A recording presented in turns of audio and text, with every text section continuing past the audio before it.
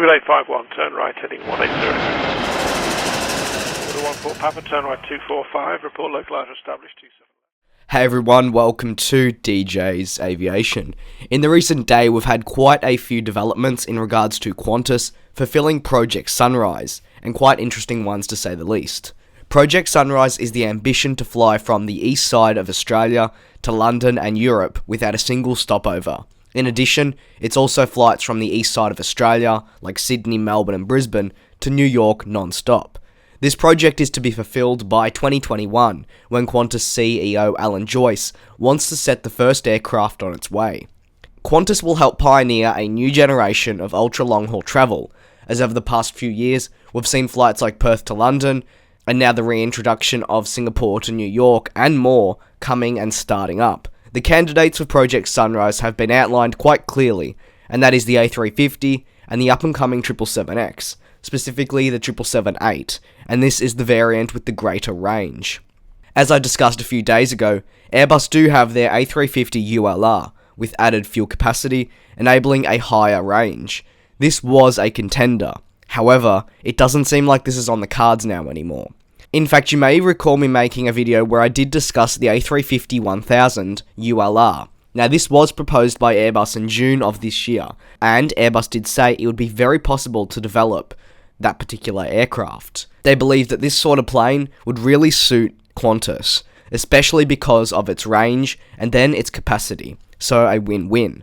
Singapore Airlines have fitted their A350-ULR with just 160 seats, but Qantas have set a very optimistic goal of 300 passengers being able to go on these Project Sunrise flights.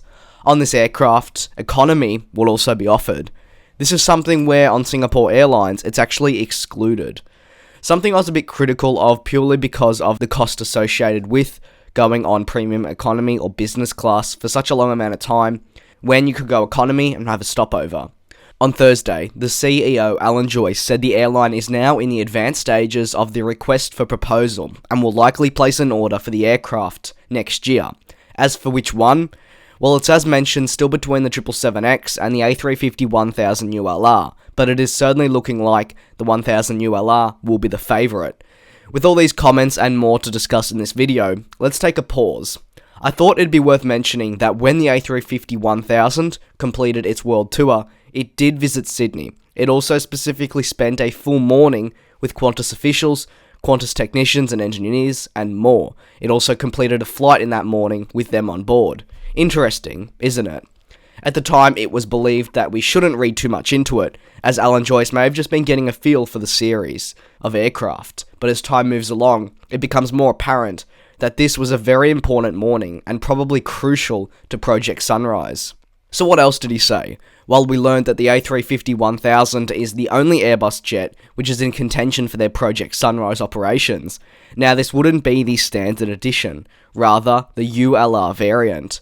However, he did not rule out a combined order for the A350-900, which could be placed on other routes around on the Qantas network, which now, in 2018, is expansive and growing. The addition of the A350-900 does mean that as an airline itself, they do rate this sort of aircraft, but it just doesn't fit what they want for Project Sunrise. We've chatted about the A350 series, so why hasn't there been a whole lot of news on the 777-8X? Joyce has said that Qantas wants more detail from Boeing on the weight, specifically of the 777-8. This hasn't entered production as of yet, so getting all these fine details can be a little bit tricky. Despite the airline analysing the weight of the 777-8, Joyce firmly believes that both Airbus and Boeing will put up an aircraft that will be capable of fulfilling Project Sunrise. Joyce said, "We do believe we are at a stage where the capability for both vehicles is there, and is a matter of financials and working through how the business case works." So with these comments and new information, you may be asking why I'm excited for it, or why I think it's very important. Firstly, I'm excited because it's felt like a long time since the Australian aviation industry has been in the spotlight like this. Warranted the Perth to London was a fantastic achievement. However, Project Sunrise is truly the next step. While 20 plus hours is a long time on a plane, operating on routes like Melbourne to Paris, Melbourne to London and Sydney to London, and also Sydney to New York, it is a truly exciting time for Qantas. This not only grows the network, but but after the strong performance on the Perth to London and back service, it does highlight how this sort of travel option is well and truly back, and signifies the potential return of European carriers, which we haven't seen in a very long time in Australia. For instance, the International Airlines Group, the ones that own British Airways, are very, very interested in coming back to Melbourne and Australia more widely when the timing is right. I'd like to thank you very much for watching this video of mine, and of course the continued patience. If you have any thoughts on Project Sunrise, or how many aircraft you maybe believe they should be ordering, feel free to drop it all in the comment section below. I do read every single comment. Of course I can't respond to every single one, but I read essentially all of them, so I do see all of your opinions. I do look forward to you all joining me in the next one.